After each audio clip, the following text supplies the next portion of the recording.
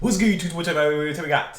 How good was Wizards Michael Jordan, man? So I look back at some of the old comments and I seen that y'all want me to see how good was Michael Jordan on the Wizards, and I was like, you know what? I might as well. Cause I was on my For You page today. I seen this pop up, and I'm interested. And plus, LeBron is around the same age time span as Jordan during this time that we're about to watch. So I was like, bet. Let me see what Jordan was doing around the same age as LeBron right now.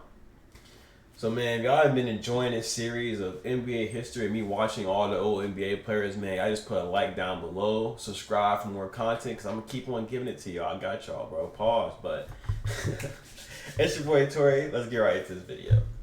Last Dance was one of the hottest documentaries this year, even though the real last dance of Michael Jordan happened 5 years after the story in the doc. In 2001, Jordan unretired for the second time and suited up in a blue Wizards jersey. Some people say that his 2 Wizards years tarnished his legacy, and some praised MJ even more.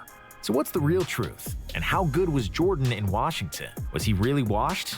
Or did he prove once more that he's the GOAT? Watch the rest of the video to find out. Good cliffhanger right there. After the last dance. In 1998, MJ and Phil Jackson went to the karaoke bar, and Jordan chose The Careless Whisper by George Michael and sang, "I'm never gonna dance again, the way I danced with you," looking gently in Phil's direction. Okay, I totally made that up, but Jordan indeed said that he wouldn't be playing unless it's for Phil Jackson, since the Bulls GM Jerry Krause didn't want to re-sign Phil, and Scottie Pippen wanted to get his first massive paycheck. The Bulls fell apart, and MJ fulfilled his promise and retired for the second time. And then in January of 2000, Michael came back to the NBA, but he didn't wear a jersey.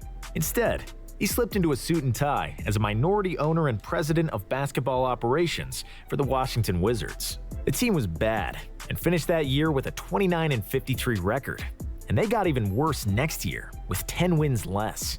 But there was hope on the horizon. They got the #1 pick. MJ had the chance to get a blue-chip prospect, and he famously opted for Kwame Brown, the #1 high school player in the country. Jordan saw something in Kwame, and he believed he is the cornerstone that will immediately turn the Wizards into a winning ball club. Also, he knew a guy pretty good at basketball, a guy who was on the floor with the team at every practice and who was itching to make another comeback. It's an itch that still needs to be scratched, and I want to make sure this itch doesn't bother me for the rest of my life. I'm just going to play the game of basketball that I love. It's not about the money. Indeed, it wasn't about the money. Jordan the GM gave Jordan the player the smallest salary on the Wizards, and MJ gave all of it to the victims of the 9/11 terrorist attack. It really was just about the game for him, and because of that competitive fire that never ceased to burn, and that voice in the head who kept telling him he is still better than the young guys who took over the league from him. How good were the Wizards? Wait, so Jordan, first of all, we were just talking about Larry Bird other video about how he did outside of the player. Jordan, bro, one of your first moves was drafting Kwame Brown, bro. You were the one that drafted the notorious Kwame Brown first, one of the biggest buzz. Jordan, come on, bro. And 2, Jordan, you gave yourself a contract? Is this real? Y'all let me know in the comments, is he just talking, or did Jordan really go to the Wizards and he seen that they sucked and he told himself, I bet they suck, I'm gonna sign myself? Because if Jordan seen the Wizards suck and he signed himself and he ends up turning this around in any type of way, that is legendary. The Wizards had a young Richard Hamilton, who was in his 3rd year and who was turning to be one of the most promising shooting guards in the league. And that was about it when it comes to quality players with potential. The rest were either older veterans on their way out or young role players. Of course, there was also Kwame Brown, who, by the time the season started, was already crushed by Jordan, who insulted him at any chance he got. Jordan never changed his ways, and just like he trash-talked all of his opponents, teammates, and Jerry Krause, he was maybe even worse to Kwame. A 19-year-old kid couldn't take it, and he played with zero confidence and was basically unusable on the court. Nobody on the team averaged more than 10 points that year, other than Rip Hamilton and Jordan. The Wizards were the same team that won 19 games the year prior, plus Jordan and Kwame. MJ thought it would be enough to be competitive, but he overstated his team and himself. Return of the Mac. Before the season, Jordan was working tirelessly to get himself in shape. He trained every day with his personal trainer, Tim Grover, and held private training camps with various NBA players to get himself in game shape. So, when the season started, Jordan wasn't rusty. In the first 2 weeks of the season, Jordan scored over 30 in 4 of his 8 games. In the 9th, he poured 44 on the Jazz, picking up right where he left off in 1998. After the first 10 games, he averaged 27.4 points, 6.3 rebounds, 4 assists, and 2 steals.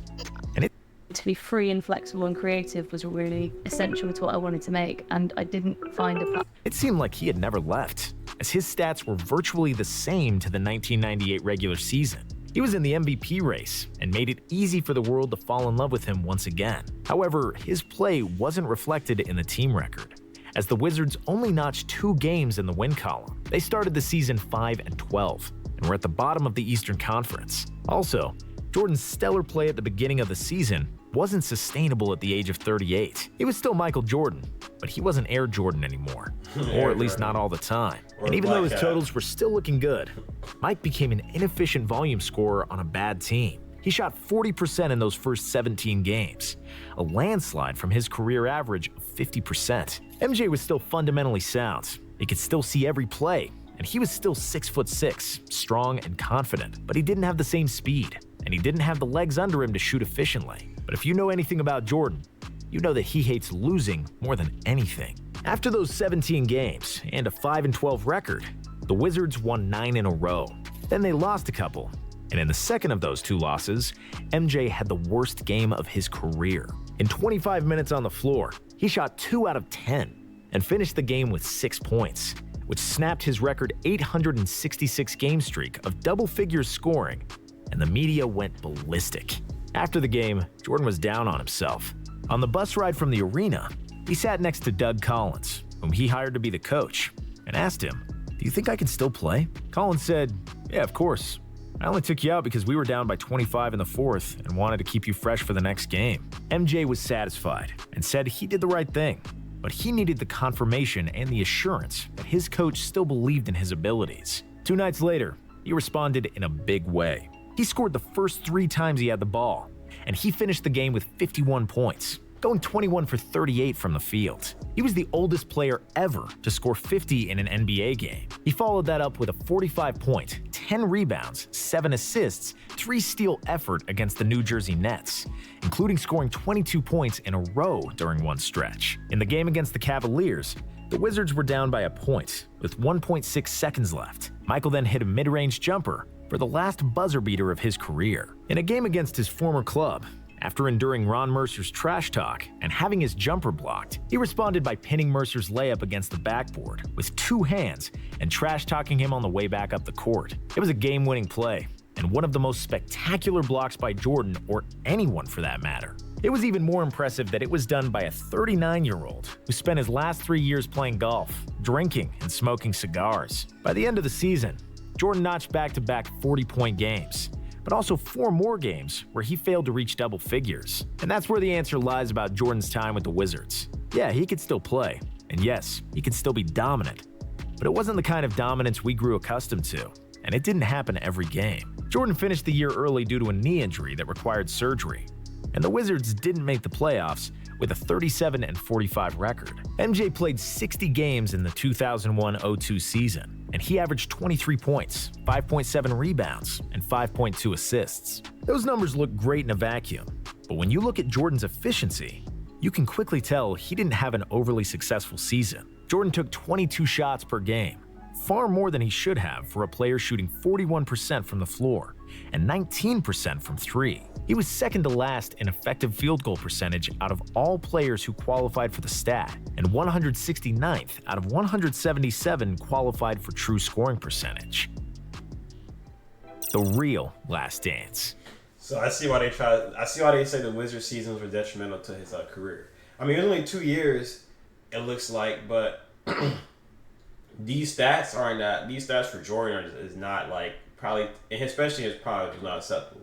Jordan was not happy, I could tell, because looking at those stats being one of the last ranked, bro, and what I've been hearing about him, I knew But it's kind of crazy. He told his coach if the player is good, like, so him being a minority owner, he really had like what's the word? Immortalized. He was like immortalized on the team, like no matter what he did for real.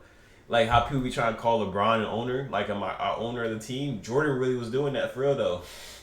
Well, he was in the Wizards at least. In the offseason, Jordan the GM wanted to help Jordan the player. He traded the best young player on the team, Rip Hamilton, for a more experienced Jerry Stackhouse. Trading away Hamilton was a mistake, and Jordan once again proved his short-sightedness in making decisions. The team wasn't that much better, and the season went pretty much the same as the last. Jordan, who was a year older and was battling a lingering knee injury, still had some juice left, but he had to squeeze really hard to get a full cup, and it didn't happen all the time. He scored over 43 times, becoming the first 40-year-old to score over 40 in an NBA game. He also had 7 more games where he failed to score 10 points. His defense wasn't at the level it once was, and numerous players took the opportunity to put up numbers against Jordan, something that was unimaginable in previous years. Kobe dropped 55 on him after Jordan taunted him that he could wear the shoes but could never fill them. Michael was more rational with his shots in the second year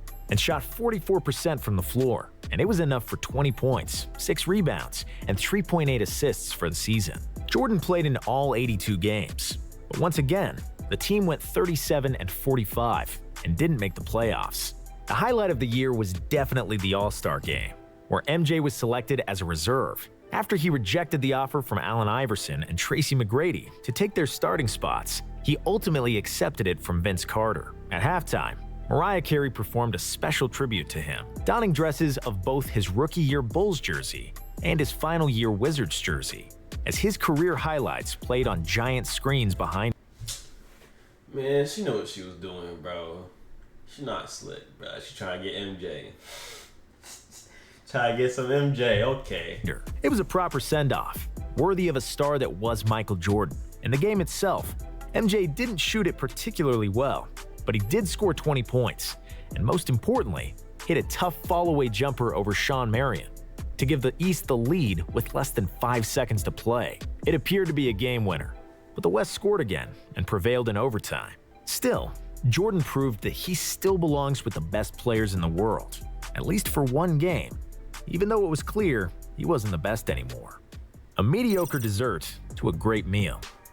If you want a recap of Jordan's time with the Wizards, you'll get different answers depending on who you ask. Jerry Stackhouse said that he wished he had never played in Washington because everything was still going through Michael Jordan, even though it was obvious he wasn't the same player anymore. Kwame Brown was miserable during Jordan's years there, and his career would have certainly been better if he didn't play with MJ as a 19-year-old. The Wizards owner Abe Pollin wasn't thrilled with Jordan either, and he relieved 19-year-old. I'm not buying that, Kwame, bro. That's not a good excuse, bro. You went to the league and you trying to blame you being trash on another player because he was talking trash to you, bro. Kwame, bro, you just suck. The Wizards owner Abe Pollin wasn't thrilled with Jordan either, bro, and he relieved him of his GM duties shortly after the last season of Jordan as a player. If we compare Jordan's last years to some of the other NBA greats, we'll see some similarities. The greatest players who ever did it, if they took care of their bodies, were still extremely effective at an advanced age. Tim Duncan was named to the All-NBA and All-Defensive team in 2015 at the age of 39.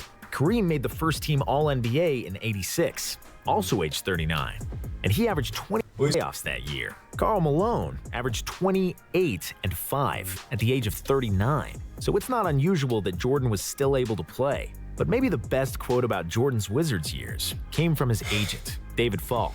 I just don't think it was a good dessert to a great meal. In the words of De La Soul, Mike was certified hot, and then he dropped to lukewarm. However, that last 2 years didn't affect his legacy, and the unathletic Jordan, who had to pump fake 3 times to get a separation for a shot, was soon forgotten. People like to remember the good things, and the lasting image of Jordan will always be that shot over Russell and celebrating his 6th title with a cigar in his mouth. Tough. Hey, if y'all enjoyed that video, y'all let me know down below in the comment section. That was a good video. You guys recommended to me. I liked it too. And, you know, I'm liking these non-stop videos. They're very informational. I don't gotta really pause it either that much in these because, like, bro, he's telling me mostly what I need to know, I want to know in these ones. So, it's your boy Tori, man, and I'm out. Subscribe if you're new. You already know what to do.